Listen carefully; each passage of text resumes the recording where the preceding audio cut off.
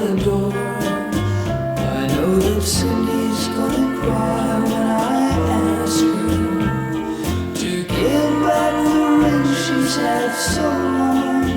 And when she puts it in my hand, I know every speech I planned will come out sounding all wrong. My Cindy gave so much to me, and she loved so faithfully.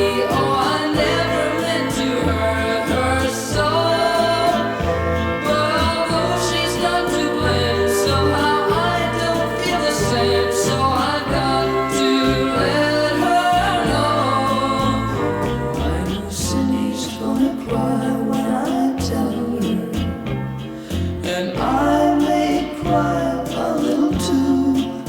But I just gotta face it now, and I'll see it through somehow. 'Cause though Cindy's gonna cry, I just can't help loving you.